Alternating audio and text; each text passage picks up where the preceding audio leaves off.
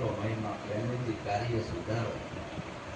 આ કરવાનું છે ભલામણા. તમારું ધન સંપત્તિ, તમારું મન જે અવળા રસ્તે જતું હતું, ગુરુએ અવળા રસ્તે લાયા.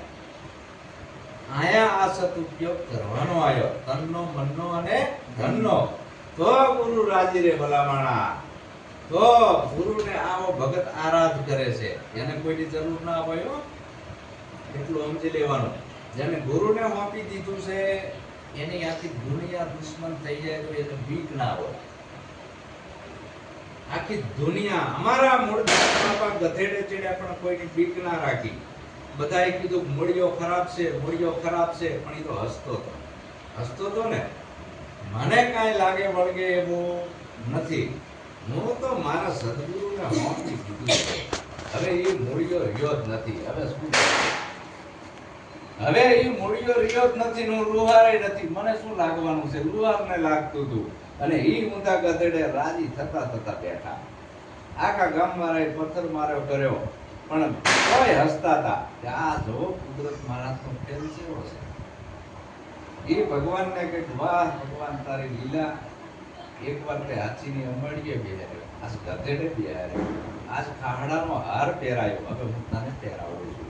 એ મૂળદાસ મંદિરમાં જઈને એ ઠાકરના ઘોડાનો હાર પહેરાવ્યો, જે મને પહેરાયો એ તને. જો મને ફૂલનો પહેરાવે, તને ફૂલનો પહેરાવું. અને હસતા હસતા વિદાય લઈ લીધી. બધાએ કંઠીઓ તોડી નાખી, જામ સાહેબે તોડી નાખી. અને પછી ખબર પડી કે મૂળદાસ સત્ય છે.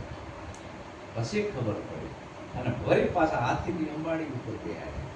એટલે જગતનો કોઈની ભરોસો રાખવો નહીં. ભરોસો એ ગુરુ મહારાજના વચનનો.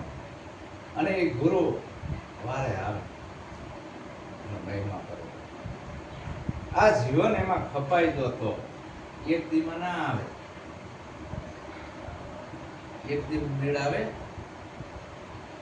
કોઈ એક દી, કોઈ બે દી, કોઈ વર્ષ 5-25 પૂર્ણ પ્રીત નિભાવશે જેના ધડપણ ના હોય છેલ્લા શ્વાસ સુધી. અને ઈ હે સદગુરુ મારા, અમારા ગુરુ મહારાજ જયદેવ બાપા છે, એમના સેવક નારાયણદાસ બાપા છે. નારાયણદાસ બાપા મારા ગુરુભાઈ, આ મારા ખાસ સખા છે. એની વાણી છે. એને પછી છેલ્લે શું કીધું?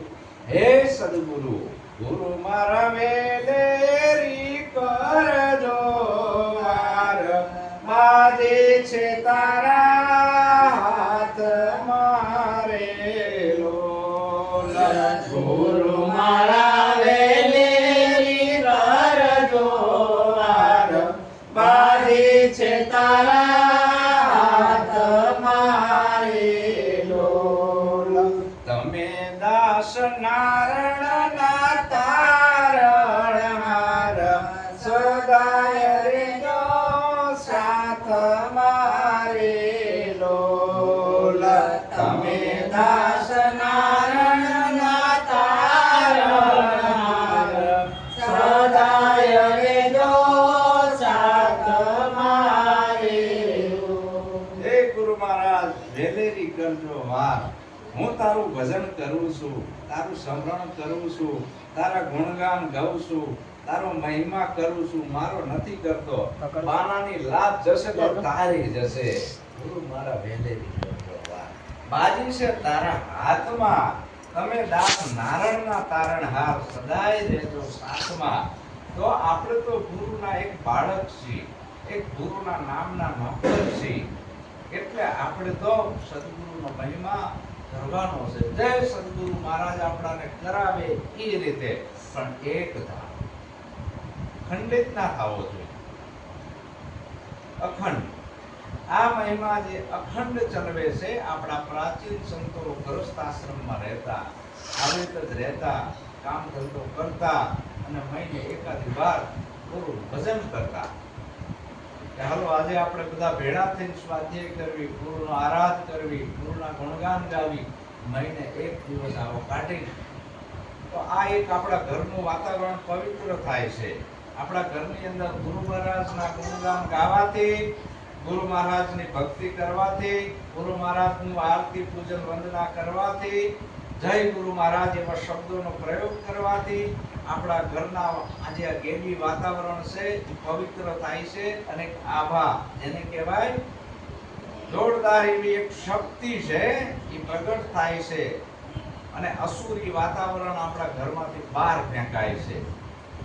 આપણા ઘરનું વાતાવરણ પવિત્ર થાય છે. પણ આવું આપણા ઘરની અંદર નાદ ગુંજવો જોઈએ. આ શબ્દ એટલો બધો શક્તિશાળી છે કે ના પૂછો વાત. તો આ સત શબ્દમાં કેવડો પાવર હશે.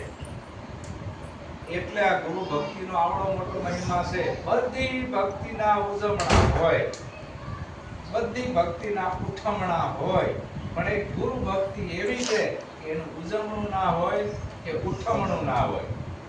આ એક દીનું નથી. બીજી ભક્તિ દેવી દેવતાઓની ઘણી છે. ઘણા બધા વ્રતો પણ એવા છે કે વ્રતો થોડાક ટાઈમ કરવાના હોય પછી ઉજવી નાખવાના હોય.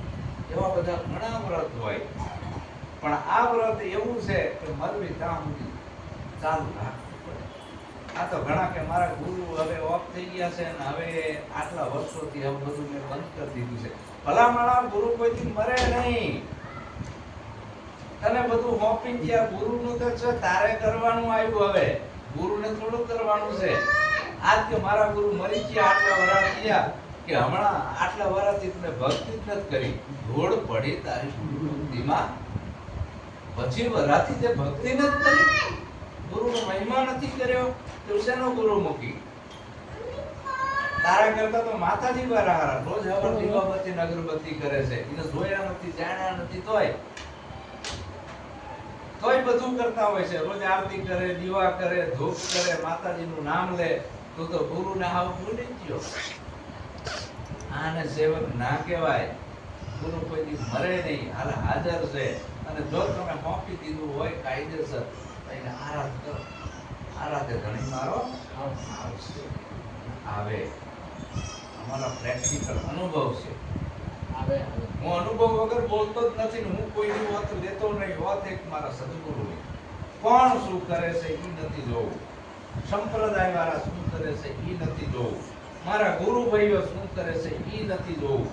મારે શું કરવું. એમ અમે બે માણા ઘણા વર્ષોથી જયદેવ બાપા અમારા ઘરે 15 દિવસ રોકાતા, અઠવાડિયું રોકાતા. એ ચાંદોડિયા રણછોડ નગરમાં જઈને પૂછી આવવાનું. અત્યારે હું અહીં બેઠો છું તે સોસાયટીમાં જઈને પૂછી આવવાનું એટલે રિઝલ્ટ મળે તમને. કોણ શું કરે છે એ નહીં જોવાનું, અમારે શું કરવું. આવી જેને સદગુરુની સેવના કરી છે એવી સેવના બચુરામ સાહેબ કરી છે. સદગુરુ જે સેવા કરે એને દેવા મળે. એવું નથી કે મોટા મેળાવડા કરે એટલે સાદર આલી દીધી ગુરુ એનું ગુરુ બની ગયો. એમ થોડી આ વાત છે. બચુરામ સાહેબ જે રહ્યા આમના બાપુજી એને પણ એક અગાધ સેવા કરી છે. સેવા વગર કઈ મળતો નથી. મેળાવડા કરીને જો ચાદરો લેવી હોય તો સસ્તી છે. ચાદરો બહુ સસ્તી છે. અને અત્યારે નિરાત સંપ્રદાયમાં તો રાફડો ફાટ્યો છે. આ નિરાત સંપ્રદાયમાં એવડો રાફડો ફાટ્યો છે કે તમે મેળાવડો કરો, 5000 આચાર્યોને આલો એટલે તમને ચાદર.